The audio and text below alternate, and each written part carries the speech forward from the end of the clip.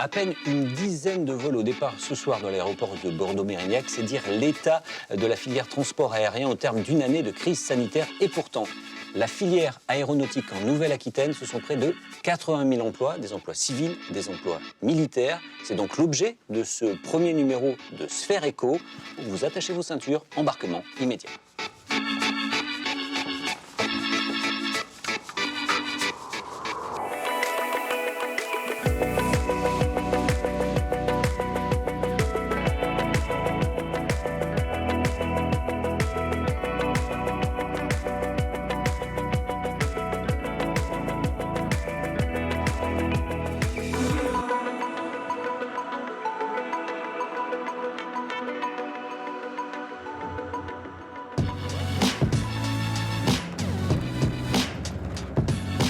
Dans cette émission, nous nous rendrons à Brive et Mérignac, deux aéroports lourdement touchés par la crise sanitaire. On parlera également entreprise, industrie, avec notamment l'illustration d'une PME de Rochefort en Charente-Maritime obligée de se diversifier face à la crise. Puis l'aéronautique dans la région sont également 8 bases militaires. Nous irons à Mont-de-Marsan et Cognac, mais tout de suite place à la planisphère.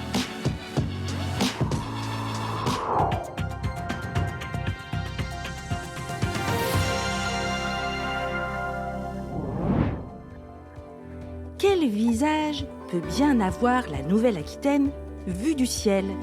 Si l'on prend de la hauteur, en survolant la carte de la grande région, on découvre une multitude de points lumineux. Ce sont les 9 aéroports de la région: Bordeaux, Poitiers, Limoges, Biarritz, Pau, La Rochelle, Agen, Bergerac, Brive. À l'heure où l'on pouvait encore se déplacer non masqué, à une époque pas si lointaine, en 2018, les aéroports de la région Nouvelle-Aquitaine enregistraient plus de 9,5 millions de passagers locaux. L'aéroport de Bordeaux-Mérignac était alors le 8e aéroport français en termes de trafic voyageurs, avec près de 3,3% du trafic total des aéroports de France métropolitaine. Celui de Biarritz était 16e.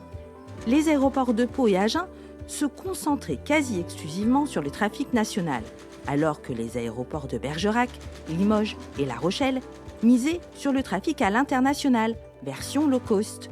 Mais ça, c'était avant la pandémie. À titre d'exemple, en 2019, la plateforme de Bordeaux-Mérignac enregistrait encore une croissance du nombre de ses passagers de plus 13%, avant le grand coup de frein de 2020 et une chute du trafic de 70%. Ce n'est plus un trou d'air, c'est un piquet.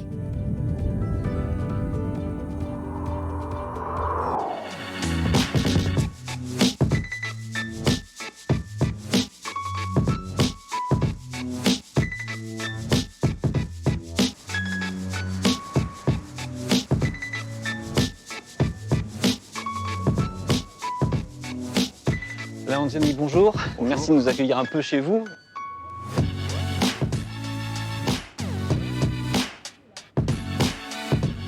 Pouvoir regarder ce tableau d'affichage tristement vide, ou en tout cas pas beaucoup de départs depuis l'aéroport de Bordeaux-Mérignac.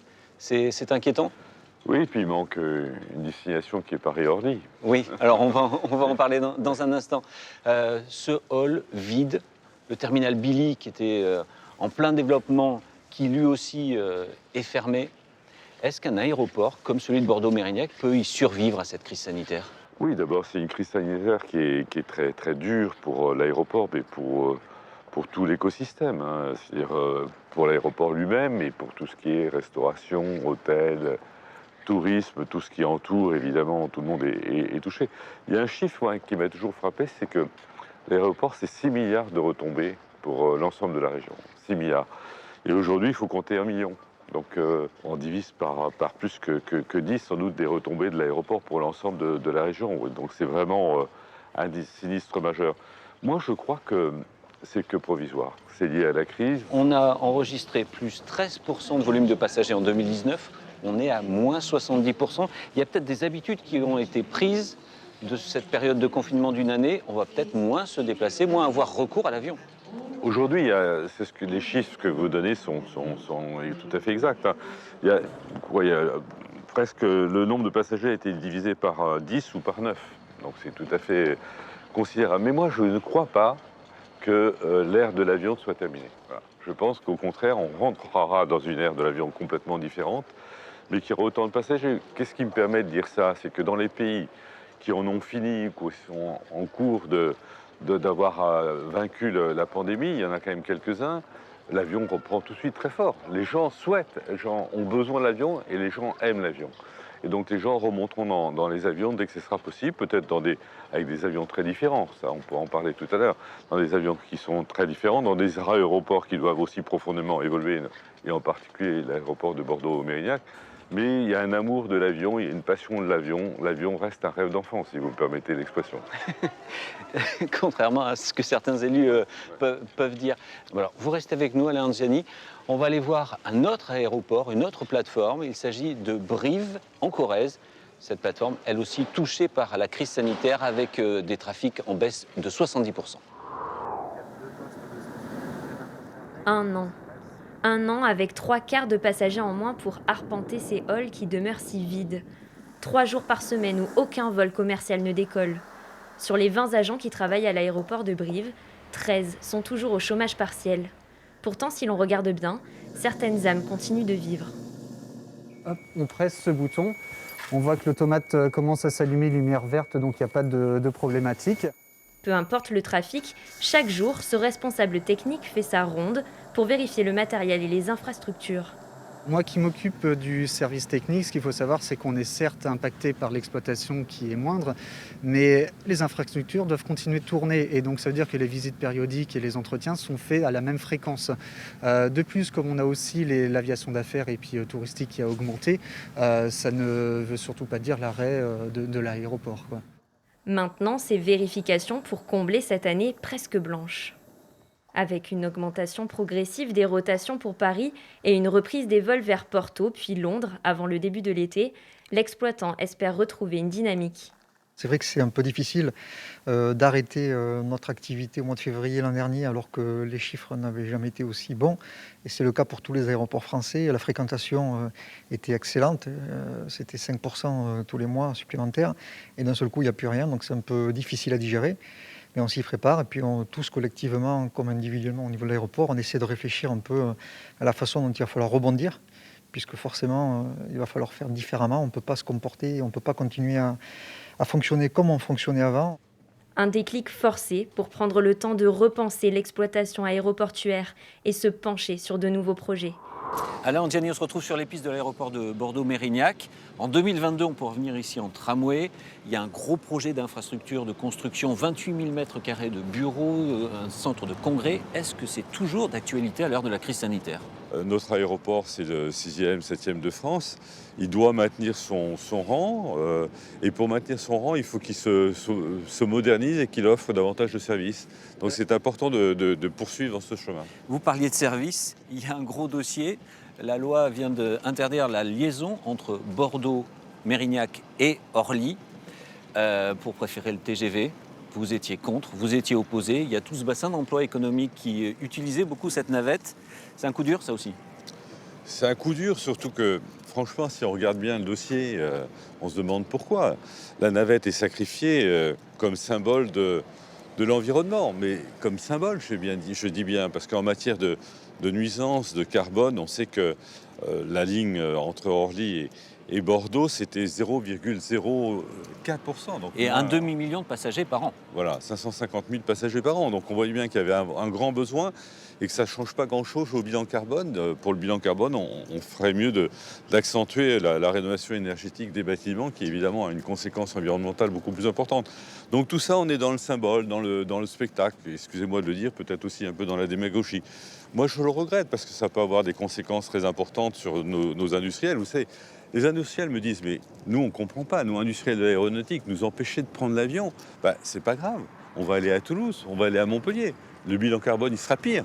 Mais évidemment, notre région perdra des emplois et des investissements. Merci beaucoup Alain Anziani. Merci. Je vous remercie beaucoup de nous avoir accueillis ici à l'aéroport de Mérignac. On va longer les pistes pour aller chez un grand donneur d'ordre du secteur. Il s'agit de Dassault Falcon Service pour rencontrer le patron du pôle de compétitivité Aerospace Valley qui associe Toulouse et Bordeaux, Éric Giraud, qui nous reçoit dans un instant.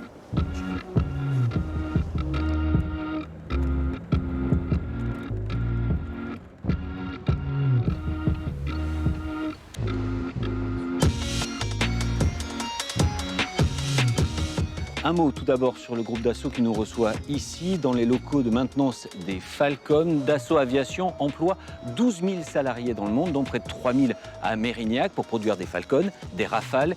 Et le groupe Dassault Aviation n'a pas été épargné par la crise sanitaire en 2020. Son bénéfice net a littéralement fondu de 57%, chiffre d'affaires 5,5 milliards d'euros pour seulement 303 millions de résultats nets. Alors est-ce que quand les gros boivent la tasse, les petits se noient? C'est ce que nous allons tenter de vérifier. Monsieur Giraud, bonjour. Vous êtes le directeur du pôle de compétitivité entre Bordeaux et Toulouse.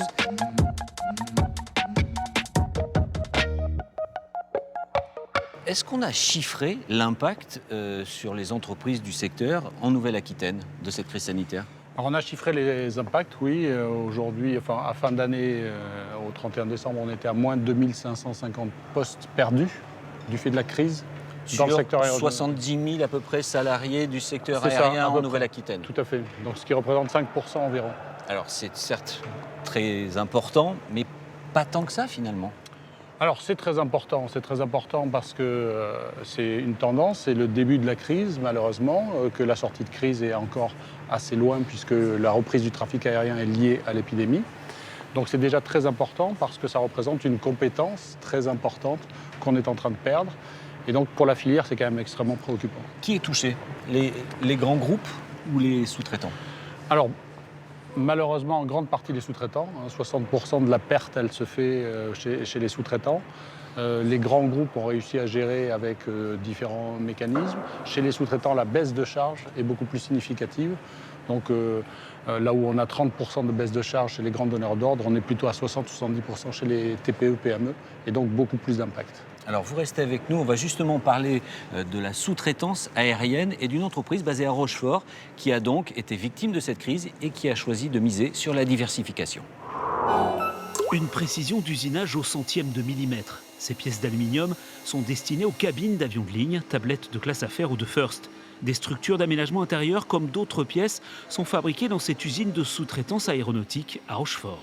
Je reçois un fichier en 3 dimensions de la pièce à réaliser. Et après, je décide de comment on va s'y prendre pour la faire, avec les moyens qu'on a dans l'atelier. Puis je fais les programmes pour usiner les pièces après sur les machines, quoi. Après le choc de la Covid et la dégringolade de l'industrie aéronautique, les répliques du séisme économique dans l'aérien continuent de malmener l'activité. Le secteur aéronautique aujourd'hui est sinistre et continue à être sinistré. On a des perspectives d'ici 2022-2023, c'est l'information qu'on a, mais on ne peut pas attendre 2022-2023 parce qu'on va crever. 500 emplois perdus en un an dans le bassin rochefortais de l'aéronautique. Pour sauver l'entreprise, il fallait faire plus que le dos rond, opter pour la diversification et investir dans un nouvel outil de production. Il y a 1 an ou 2, quand on nous parlait de nous diversifier dans l'aéronautique, on disait mais non, c'est pas possible, on n'a pas le temps. On était tellement chargés que on snobait les autres métiers, les autres secteurs. Mais aujourd'hui, la réalité est là, c'est que je leur dis bon, pour réduire notre taux de dépendance et puis réduire les risques, on est obligé de pouvoir se diversifier vers d'autres secteurs. Reconnu par les professionnels du secteur, Onis Production Industrie a bénéficié de financements publics pour s'équiper. L'État a réglé 80% de la facture de 390 000 €.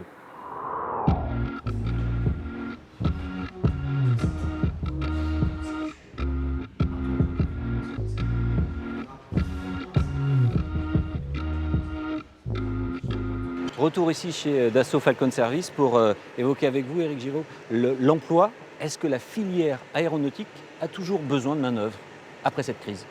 Alors en tout cas, elle aura besoin de formation et donc ou de reconversion des personnels qui aujourd'hui ont des emplois qui sont menacés parce que à la faveur de cette crise, l'évolution des métiers, le fait qu'il faille produire de manière plus compétitive, l'arrivée du verdissement de l'aéronautique, donc de l'avion vert, impose de nouveaux métiers, donc il faut de nouvelles compétences et former. Donc oui, l'aéronautique a toujours besoin de compétences et donc de formation et de métier. Y compris pour les pilotes?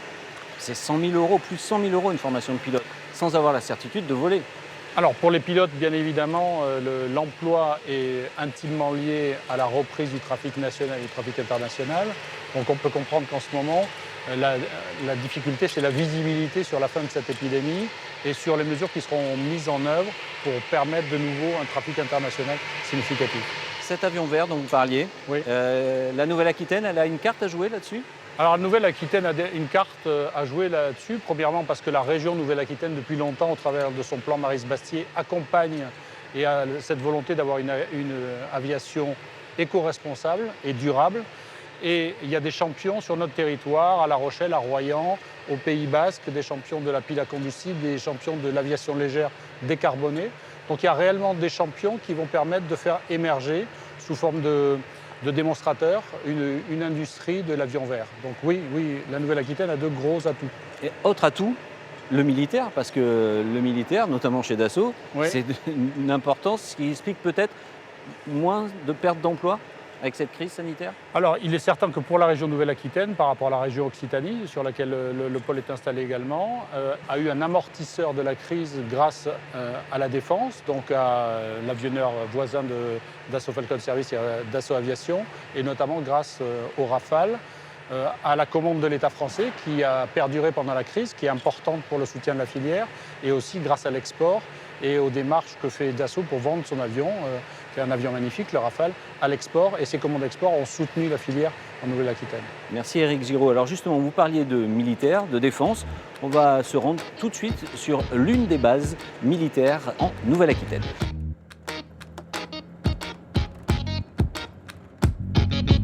Nous sommes dans les Landes, direction la BA 118, la base aérienne de Mont-de-Marsan. 3500 militaires se trouvent sur cette base.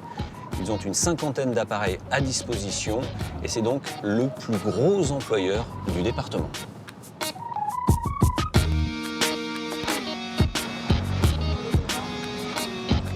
Bonjour. Bonjour, j'ai rendez-vous avec le colonel Rouillet, le commandant de base. C'est bon, vas-y. Merci.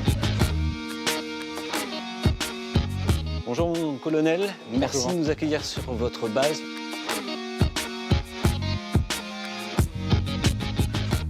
Une base impressionnante, 3500 salariés, c'est un poids lourd de l'économie locale, voire le poids lourd de l'économie locale. Oui, effectivement, c'est une des plus grosses bases aériennes de l'armée de l'air française. Ouais, juste derrière Istres. En nombre de personnel, effectivement, c'est la deuxième. 3500 personnels militaires ou personnel général? Alors, dans notre personnel, on a une partie de personnel civil, un petit peu moins de 200 sur les 3500, donc une grosse majorité de personnel militaire. Et un poids lourd de l'économie parce qu'il y a 3500 personnes sur cette base, mais il y a tous les métiers qui en découlent et qui sont de la vie économique de la ville de Mont-de-Marsan, qui est juste au port de la base. Oui, c'est vrai, on fait travailler un certain nombre de sous-traitants, des fournisseurs, et ça génère beaucoup d'emplois indirects. Et donc au total, on considère que la base aérienne, elle représente quasiment 8000 emplois sur les 40 km autour de Mont-de-Marsan. Il y a une sorte d'obligation d'utiliser le tissu économique local ou c'est parce que c'est plus facile d'aller chercher le pain, par exemple, chez un boulanger de la ville de Mont-de-Marsan, où il y a une obligation? Alors d'abord, c'est plus facile d'aller chercher le pain chez le boulanger à proximité, mais en plus de ça, depuis quelques années, il y a une obligation de consommer localement. Et donc la part de notre consommation locale augmente d'année en année. C'est de quel ordre? Il y a un pourcentage sur les sommes investies? Alors aujourd'hui, je ne saurais pas vous donner de pourcentage précis, mais sur l'ensemble de notre budget de fonctionnement, sur les marchés locaux représentent plus de 50% de l'ensemble des marchés qui sont passés par la base aérienne. Donc sur le fonctionnement courant, mais aussi sur l'infrastructure, qui est un gros poste de dépense de la base aérienne. Vous vous sentez acteur économique du département des Landes? Oui, très clairement, lorsque je vois nos sous-traitants, nos fournisseurs qui travaillent au quotidien sur la base aérienne, qui viennent dans le cadre de travaux de maintien en condition de nos infrastructures, d'entretien, mais également dans le cadre de la restauration, des prestataires qui fournissent notre messe. Nous réalisons 2500 repas chaque jour.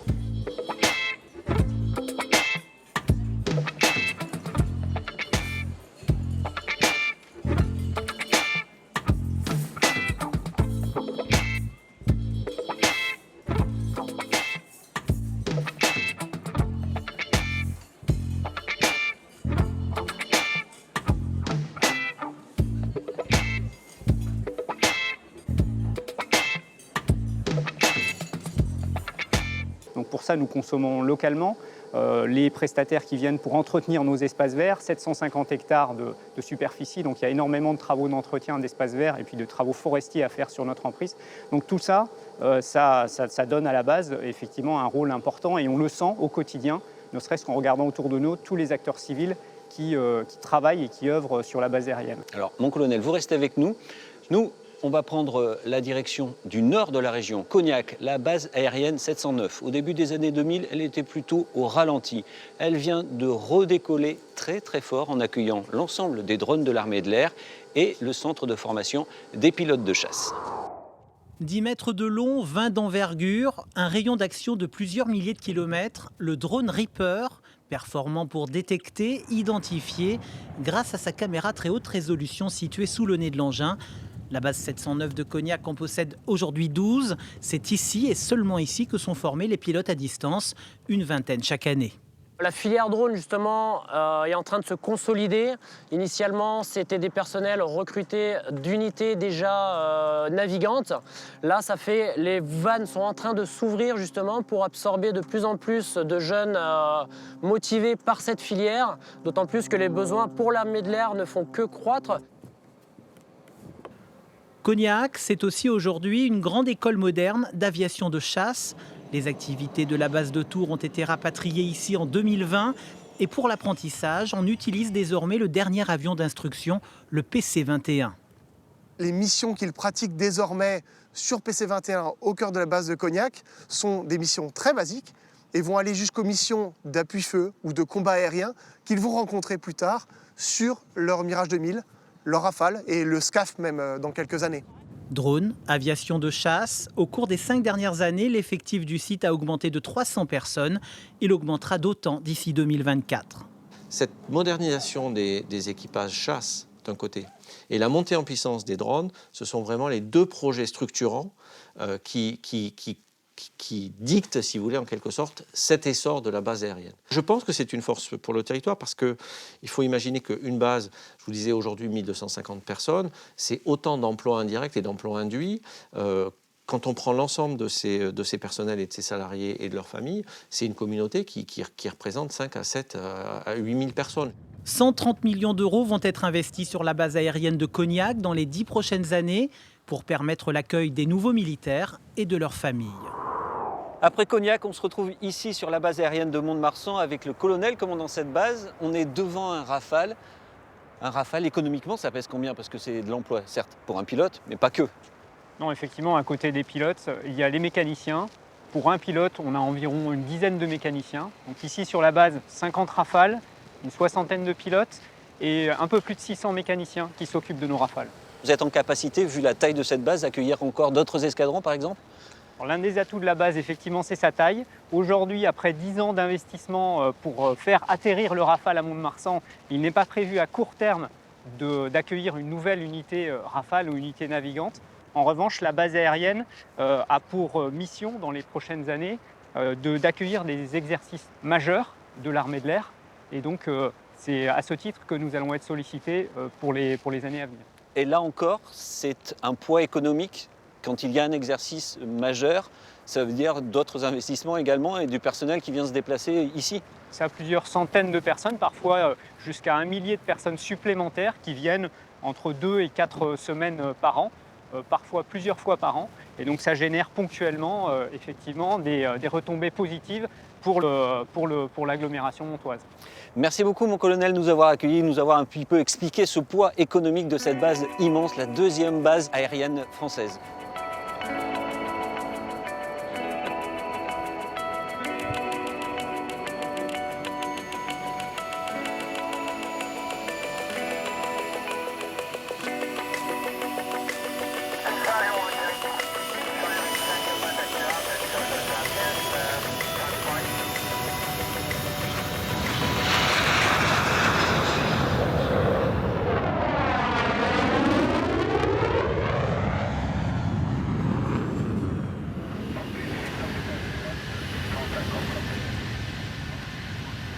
C'est déjà la fin de ce premier numéro de Sphère Éco, l'émission consacrée à l'économie en Nouvelle-Aquitaine.